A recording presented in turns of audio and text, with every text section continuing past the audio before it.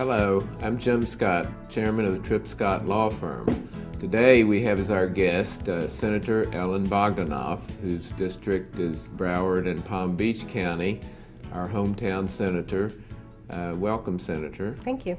So we have quite an interesting scene in Tallahassee with the new governor, new cabinet, and I know there's quite a few issues. What are some of the major issues that you see the legislature facing this year?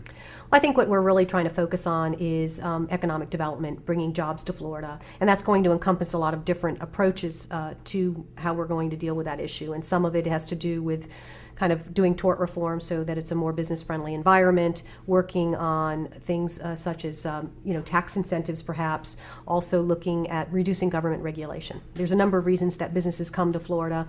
Our tax structure is wonderful. We don't have any personal income tax. There's a good reason for people to come to Florida. The other issues are business, the regulatory environment. That seems to be the number one complaint about most businesses. So in your capacity as chairman of Finance and Tax, what do you see as activities for your committee this year?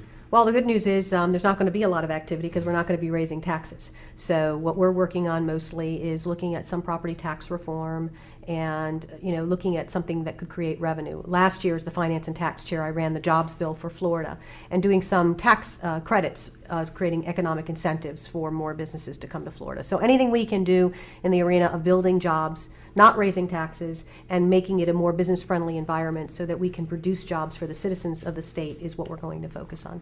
I know one of the major issues is going to be tort reform. It's been stated by business people from other parts of the country that one of the problems they see with locating in Florida is our tort system. Are you going to be involved in working on that?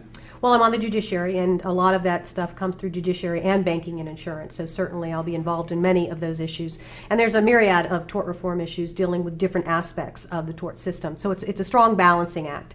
I'm doing two bills that are in that arena, and one has to do with nursing homes, which is an important part of the district that I represent. There's an awful lot of nursing homes there, to kind of create a more balanced approach on that issue. The second one I'm doing is the issue with respect to evidence, the expert evidence, which is Dahlberg versus the Fry issue. Currently, the federal uses Dahlberg, Florida uses Fry, and perhaps moving to that system.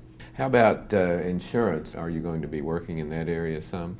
Well, I've got a number of things that we're working on. I think the most important thing that we need to do is to bring back the free market with respect to homeowners insurance. I mean, we spent a number of years because of a direction that we took that was probably not the best direction, which was to kind of expand Citizens Insurance Company. So there's a strong effort to try to reduce the state's exposure in that area, and that'll be good for the citizens of the state, especially if we unfortunately might see a hurricane in the future.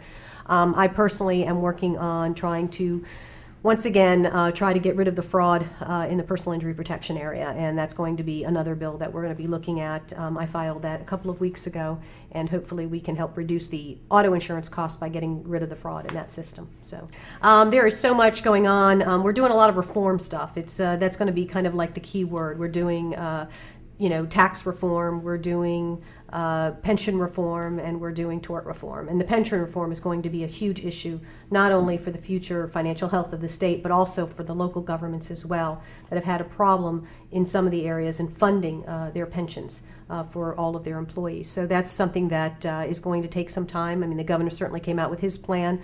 We're also looking at a plan on the Government Operations Committee where it's going through. So hopefully within the first or second week of session, which starts next week, we'll be putting together a bill that we think can pass through both the House and the Senate that's going to engage in some real reform for our pension systems. I know one of the issues that's been identified by Governor Scott is the area of government reorganization, and particularly in the growth management areas, for example. What do you see happening with that? I think there's going to be a strong effort. I don't think everything passes in the first year, but a lot of the members are focusing, because we have over a $4 billion budget deficit, and you're not raising taxes. You have to create greater efficiencies in government, reduce government, spend less in government.